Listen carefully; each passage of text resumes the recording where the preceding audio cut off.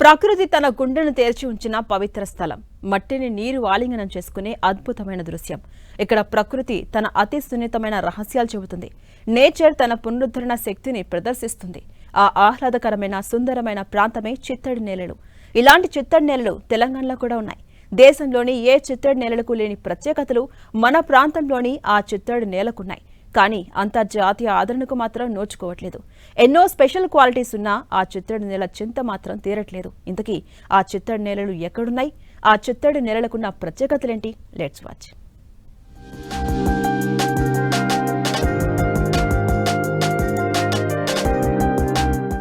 ప్రకృతికే ప్రాణం పోస్తాయి, పర్యావరణానికే పవిత్రతను జోడిస్తాయి. అవి భూమికి ఊపిరితిత్తుల్లాంటివి. చుట్టూ పక్షుల కిలకిలారావాలు, నెమళ్ల నాట్యాలు, అడవి కోళ్ల కొక్కొరకోలు పచ్చని అడవిలో ప్రతిధ్వనిస్తాయి. ఇక్కడ ఆక్సిజన్ ఉత్పత్తవుతుంది. అనేక రకాల మొక్కలు జంతువులకు ఆవాసాలుగా ఉంటాయి. పర్యావరణ పరిరక్షణలో వీటి పాత్ర అమోఘం, అపూర్వం.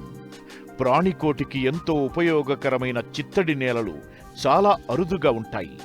అలాంటి చిత్తడి నేలలు మన తెలంగాణలో కూడా ఉన్నాయి. సంగారెడ్డి జిల్లా కేంద్రానికి కూతవేటు దూరంలోనే ఈ చిత్తడి నేలలు దర్శనమిస్తాయి.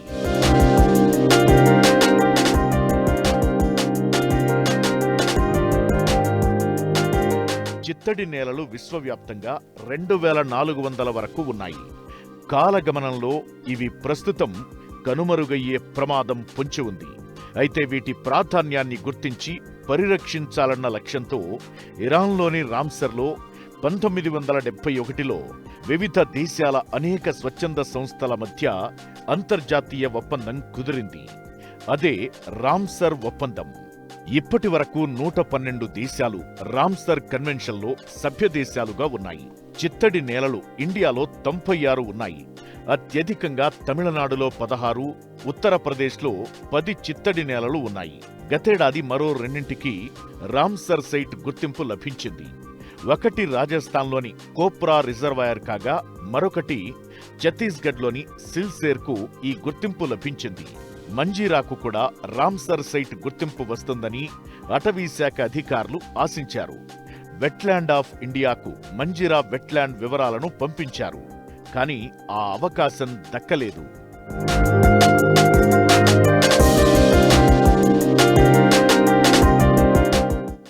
నిజానికి దేశంలో ఏ చిత్తడి నేలలో లేని ప్రత్యేకతలు మంజీరా చిత్తడి నేలలో ఉన్నాయి.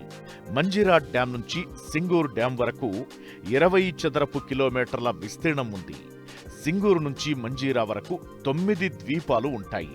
ఇక్కడ 303 రకాల పక్షులు ఉన్నాయి. వీటిలో 117 జాతులు వివిధ దేశాల నుంచి వలస వచ్చినవే.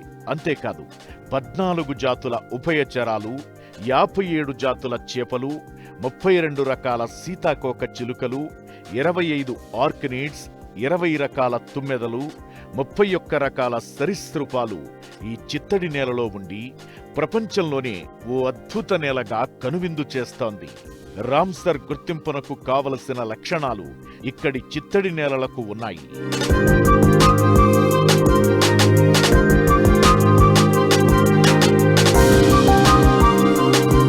2 దశాబ్దాల క్రితం కొల్లేరు సరస్సును చిత్తడి నేలగా రామ్సర్ గుర్తించింది.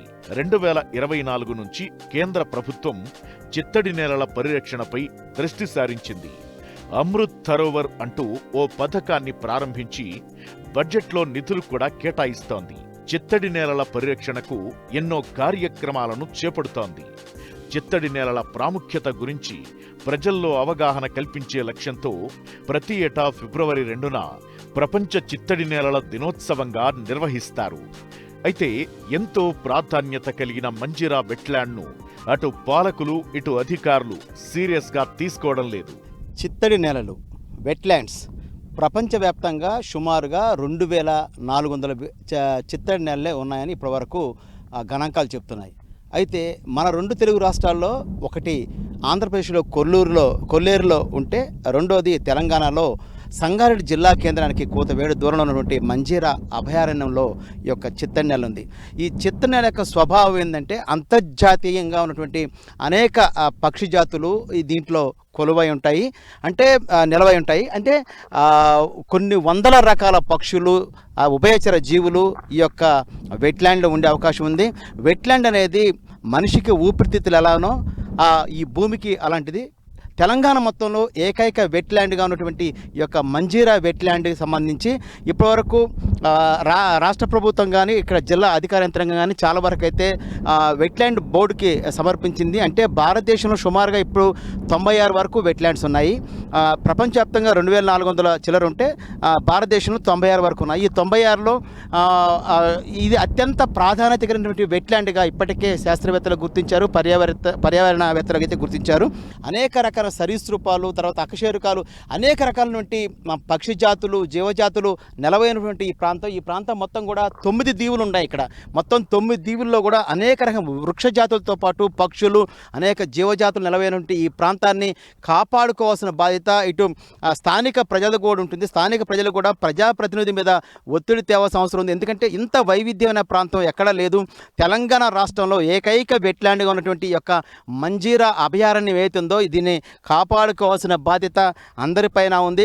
కాబట్టి ఇప్పటికైనా జిల్లా అధికార యంత్రాంగం, జిల్లా కలెక్టర్తో సహా ఇప్పటికే 3 కలెక్టర్లు దీని మీద దృష్టి పెట్టారు, కానీ ఇది ఒక కొలిక్కి రాలేదు. ఈసారైనా రామ్సర్ యొక్క గుర్తింపు తెచ్చుకోవడంతో పాటు కేంద్ర ప్రభుత్వం ప్రవేశపెట్టిన వెట్లాండ్కి సంబంధించి అమృత పథకాన్ని కూడా తెచ్చుకునే దిశగా జిల్లా కలెక్టర్ చొరవ చూపాల్సిన అవసరం ఎంతైనా ఉంది. కెమెరా పర్సన్ వినోద్తో పివి రావు, 10 టీవీ, సంగారెడ్డి నుంచి. ఒక అంతర్జాతీయ ప్రాముఖ్యం కలిగిన మంజీరా వెట్లాండ్కు మహర్దశ రావాలని ఆ దిశగా అధికారులు, పాలకులు ఆలోచించాలని కోరుకుందాం. ఈ అభయారణ్యాన్ని పర్యాటక కేంద్రంగా తీర్చిదిద్దాల్సిన అవసరముంది.